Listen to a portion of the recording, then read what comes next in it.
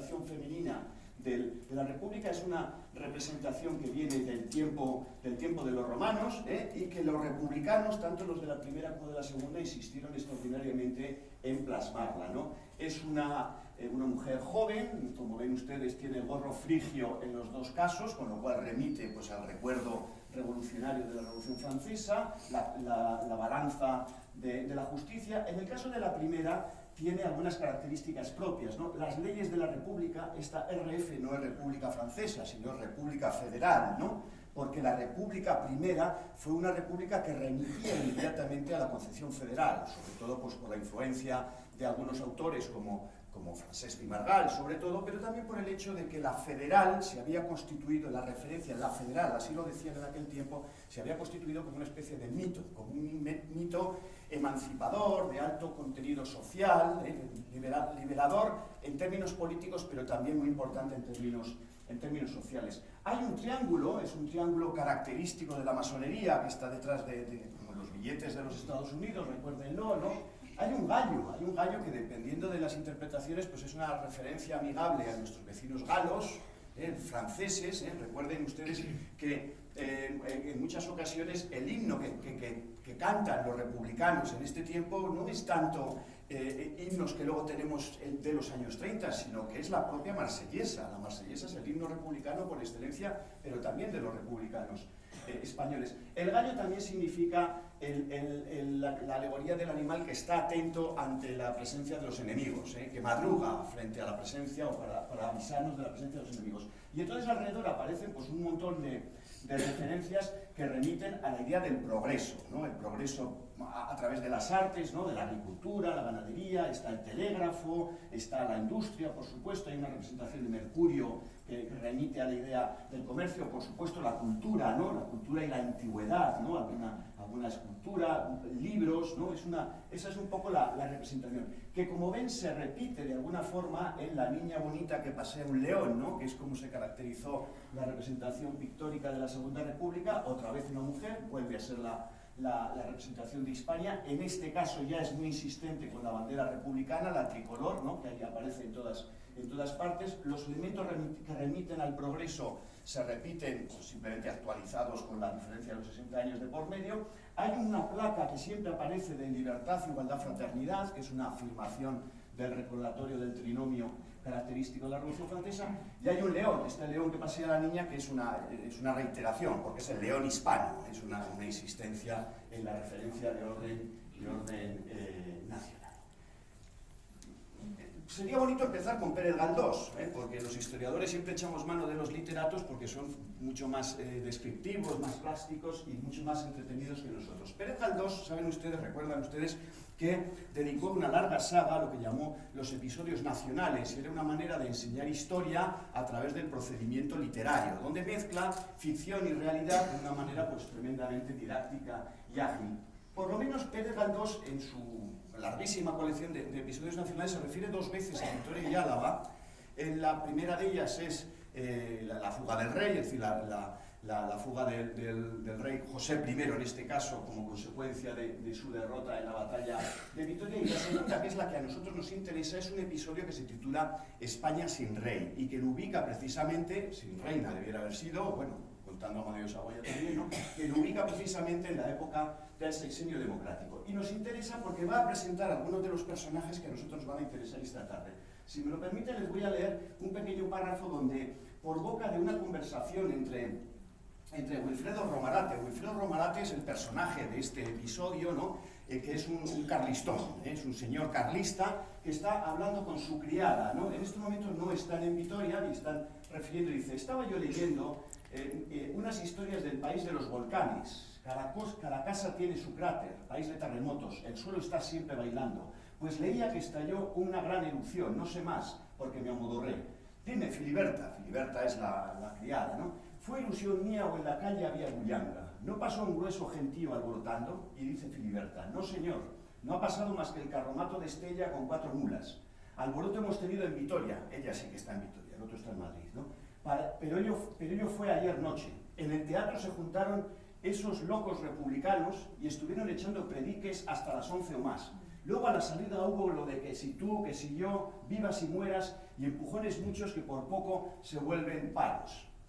Y entonces dice Bifredo de Romarate, dice, fuera de don Pedro de la Hidalga, varón respetable, aunque de cáscara más amarga que la hiel, todos los republicanos de acá son niños echados a perder por el estudio.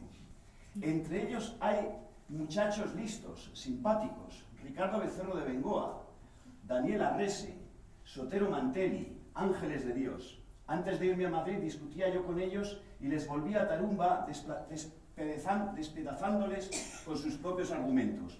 Ahora los ángeles se han quitado de cuentos y tratan de traernos el caos. ¿Sabes tú, Filiberta, lo que es el caos? Señor, ¿cómo saberlo? No lo sé, pero ello debe ser algo parecido a la República Federal, porque esta no se les cae de la boca. Pues el otro caos, el de Carlos VII, también tiene pelos. Y para que estemos más divertidos, cao de Montpensier, cao de Espartero y del demonio coronado. Digo yo, señor, que no ganamos para caos, dice Bifredo. Es verdad, no ganamos. El corazón desde anoche me dice cosas tristes. Todo cuanto leo me hace pensar en trifulcas lejanas, en calamidades y sucesos sangrientos, en volcanes y cataclismos. ¿No te parece que...? Y termina, dice, sí, me parece que debe el señor arreglarse, vestirse y echarse a la calle, dijo la señora con la mujerona con regaño y mimo, a la par severa y cariñosa, a lucirla, a pintarla, a que diga la gente, ahí va el primer caballero y el caos de la pura elegancia. Fuera Murrias y viva mi dueño. Fácilmente persuadido por este abrupto de cariño maternal, don Wilfredo despachó sus lavatorios matutinos, con media hora más quedó de punta en blanco y a la calle, albricias. El gran Romarate reaparecía como el sol después de un largo y triste nublado. Este es Pérez Galdós, como les digo, presentándonos por primera vez a esos personajes que algunos de ellos ya vemos aquí, ¿no?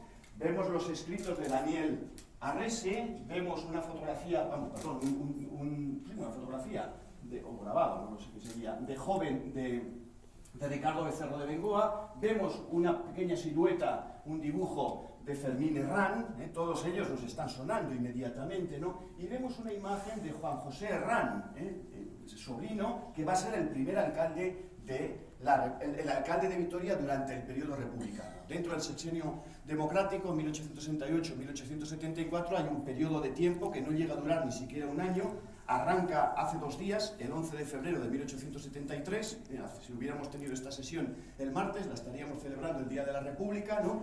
Y dura, ya les digo, hasta enero, no llega a durar un año completo, y en ese tiempo es cuando los republicanos en todas las ciudades van a llegar a las primeras posiciones de poder. Bueno, entonces ya tenemos presentado a estos personajes que ustedes inmediatamente habrán identificado con esa referencia que nos habla de la Atenas del Norte, ese momento histórico en que la ciudad pues, cobró una de las primeras dimensiones, por lo menos en el ámbito vascongado, en lo que tenía que ver con la cultura. Estos eran todos unos jovencitos al mando político de Pedro Martínez de la Hidalga, ¿no? Pero unos jovencitos que eran esos hiperactivos agitados que estaban detrás de toda suerte de publicaciones. Ahí les traigo, por ejemplo, El Mentirón, de reuniones, la tertulia del 73, las sociedades diversas que se iban organizando en un momento de una extraordinaria eclosión política, pero también eclosión cultural. Y una parte de ellos, como les digo, una parte de ellos estaban en ese punto, ¿no? Aquí tiene pues, El Mentirón,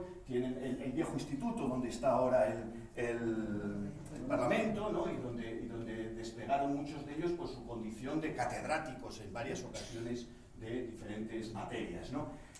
Mi colega y estudioso y el mejor conocedor de esta época, sin ninguna duda, y de estos personajes, José María Ruiz Orruño, identifica a esta generación como, dice, esta generación de jóvenes, ¿no? Dice, una generación imaginativa, pelín masónica y algo republicana, y efectivamente de estos estamos hablando. Es un grupo de gente muy joven, al punto de que la mayor parte de ellos, empezando por el propio Becerro Bengoa, no pudieron votar en ese tiempo, porque no cumplían ni siquiera la exigencia de los 25 años, que solía ser la demanda para votar siendo varón, ¿no? Recordemos que en 1869, por primera vez en España, se produce una situación de sufragio universal masculino, es decir, se puede votar mucha gente varón, ¿no? Pero ellos ni siquiera porque eran tan jóvenes y no pudieron hacerlo.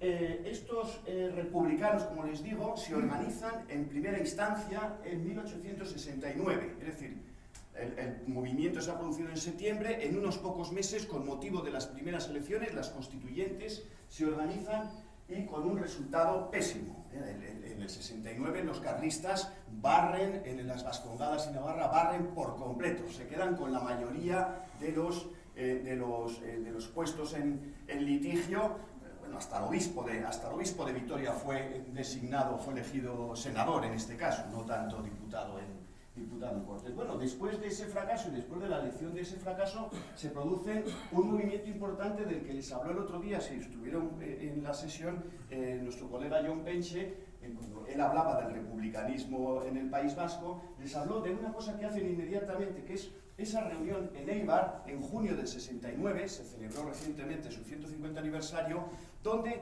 se reúne el Pacto Federal.